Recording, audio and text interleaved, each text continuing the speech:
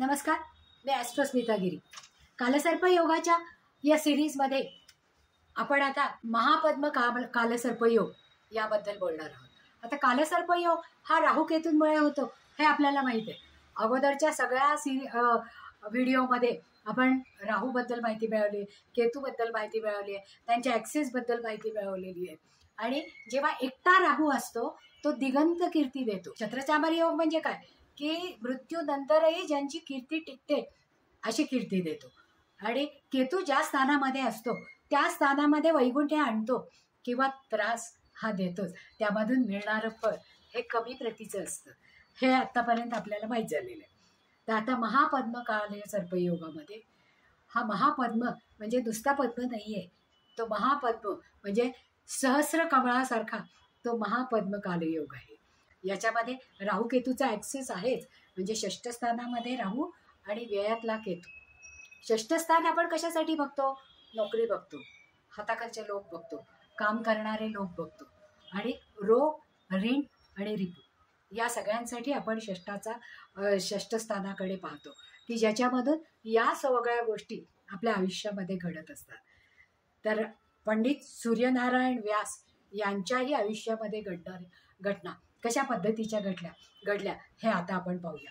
व्ययस्थानातला वृषभेच्या केतूने त्यांना कंगाल तर बनवलंच, मुक्ती हे दिली, पण ती कशी दिली की कुटुंबस्थानामध्ये असणारा सगळा पैसा काढून घेऊन त्यांना विद्वान होतेच ते, पण त्या विद्वत्तेचा उपयोग ते आपल्या कुटुंबाला नाही करून देऊ शकले. समाजाला त्यांनी करून दिला पण स्वतःसाठी नाही, कारण दशम स्थानामध्ये रवी आणि मंगळ आहे, दोन्ही उष्णतेचे ग्रह आहेत की जे क्रांती करणारे. रवी इथे उच्चीचा होतो आणि तो त्या कर्मस्थानामध्ये दशम स्थानामध्ये त्या काळामध्ये त्यांची असणारी कीर्ती ही दीर्घकाळ टिकणारी कीर्ती झाली. आणि मंगळामुळे त्यांना धाडस, धैर्य आणि ते एक क्रांतिकारक झाले. टिळक आगरकरांसारख्या क्रांतिकारक, सावरकर, टिळक, आगरकर यांच्यासारख्या सहवासामध्ये राहिल्यामुळे अभ्यासाबरोबरच क्रांतीकडे त्यांनी त्यांचं लक्ष वेधलं. आणि उज्जैनमध्ये जन्म झालेले हे सूर्यनारायण व्यास ते व्याकरणामध्ये तर तो उत्कृष्ट होतेच, म्हणजे साहित्यामधले चालता बोलता इन्सायक्लोपीडिया होते. त्यांचा संस्कृतचा अभ्यास अतिशय उत्कृष्ट होता आणि तो अभ्यास त्यांनी समाजाकरता जास्तीत जास्त वापरला, कारण गुरु, बुध आणि शुक्र हे त्यांचे भाग्यस्थानामध्ये होते. म्हणजे समाजाचं हे ऋण फेडण्यासाठी त्यांचा जन्म झाला होता असंच आपल्याला म्हणावं लागेल, कारण पुन्हा पुन्हा त्यांनी समाजाचं ऋण फेडण्यासाठी स्वतःकडे असलेली संपत्ती समाजासाठी आणि देशासाठी खुली करून दिलेली होती. आता चंद्र त्यांचा सप्तम स्थानामध्ये होता, म्हणजे पत्नीचीही तेवढीच साथ त्यांना त्या काळामध्ये मिळाली आणि तिन्ही समाजाच्या उन्नतीसाठी त्यांनी जे जे काही कार्य आरंभलं होतं त्याच्यामध्ये सहज गतीने त्यांना मदत केलेली होती. अष्टमातल्या शनीने त्यांना दीर्घकाळाचा आजार म्हातारपणी दिला आणि इतक्या विद्वान माणसाला सुद्धा अंथरुणावर खिळून राहावं लागलं की ज्यांना आपलं नाव सुद्धा आठवू नये अशासारखे आजार त्यांना झाले. म्हणजे कालसर्प योगाने जशी त्यांना कीर्ती दिली त्याचप्रमाणे शारीरिक व्याधी आणि अंथरुणावर खिळून राहण्याची वेळ आणि आपल्याला काहीही स्वतःचं नाव सुद्धा न आठवण्यासारखा आजार त्यांना अनुभवावा लागला. कालसर्प योगामध्ये षष्ठ स्थानामधला राहू त्यांना कुठला आजार झालाय हे शेवटपर्यंत कळू दिलं नाही, कारण जेव्हा षष्ठ स्थानामध्ये राहू असतो तो रोग आणि रिपूसारखा असतो की डॉक्टरांना सुद्धा विस्मयित होण्यासारखं, विस्मरण होण्यासारखं किंवा कुठल्याही आजाराचं निदान करण्याचं शक्य होत नाही. त्यामुळे या राहूनी त्यांच्या आजारपणाचं निदान हे शेवटपर्यंत करू दिलं नाही पद्म कालसर्प योगाप्रमाणे. पण त्यांना आयुष्यभरासाठी कंगाल हे बनवलं. लोक समाजामधून पैसे मिळवतात आणि घरामध्ये खर्च करतात, पण सूर्यनारायण व्यासांनी स्वतःच्या घरातलं धन समाजासाठी ओतलं आणि स्वतः कंगाल झाले.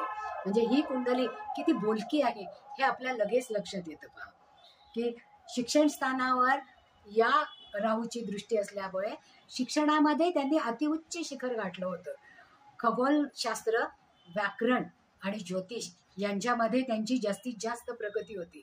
आणि शनीच्या राशीमध्ये असणारं गुरु, बुध आणि शुक्र यांनी एकाच वेळेस त्यांना दोन्ही हातांनी लिखाणाची कला ही दिली होती. एका हाताने ते व्याकरण लिहायचे आणि दुसऱ्या हाताने ते ज्योतिष लिहायचे. इतकी विद्वत्ता आणि इतके लेख त्यांनी लिहिलेले आहेत की त्याच्याबद्दल आपल्याला विचारच करता येणार नाही. त्यांनी विक्रम विश्वविद्यालय, विक्रम कीर्ती मंदिर, कारण विक्रमादित्यासारखा राजा ज्यांनी देशच नाही तर परदेश पण पादाक्रांत करून एक छत्री अंमल गाजवलेला होता, त्यामुळे त्या विक्रमादित्याबद्दल त्यांना अतिशय ओढ होती. त्यामुळे त्यांनी जे विश्वविद्यालय स्थापन केलं त्याला विक्रम कीर्ती मंदिर आणि विक्रम विश्वविद्यालय असं नाव दिलं.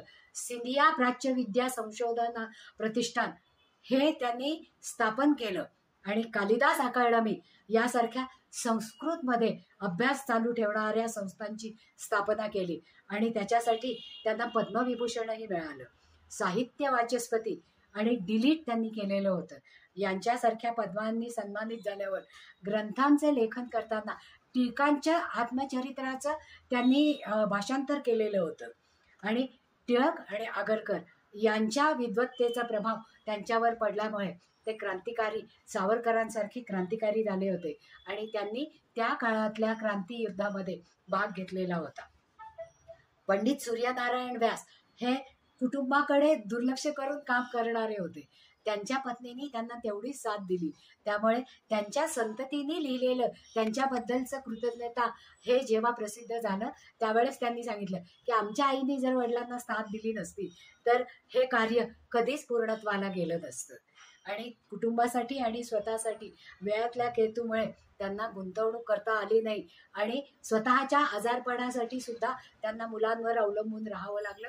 ते वेळातल्या केतूमुळे कुटुंबस्थानामध्ये शनीची दृष्टी पडल्यामुळे जो काही पैसा खर्च करावा लागला तो त्यांच्या संततीला करावा लागला आणि शेवटी इतका विद्वान माणूस स्वतःची बुद्धिमत्ता हरवून बसला होता तो या केवळ कालसर्प योगाच्या फळामुळे.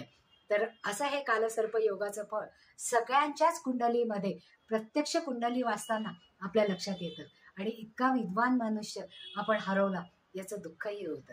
जर हा कालसर्प योगाचे विवरण तुम्हाला आवडलं असेल तर लाईक करा, सबस्क्राईब करा आणि तुमच्या सगळ्या मित्रमैत्रिणींपर्यंत पोहोचवण्याचा प्रयत्न करा. जर तुम्हाला हे आवडलं असेल किंवा त्याच्याबद्दल काही शंका असतील तर खाली दिलेल्या फोन नंबरवर किंवा आमच्या या यूट्यूबवर तुम्ही तुमचा विचार मांडू शकता. धन्यवाद.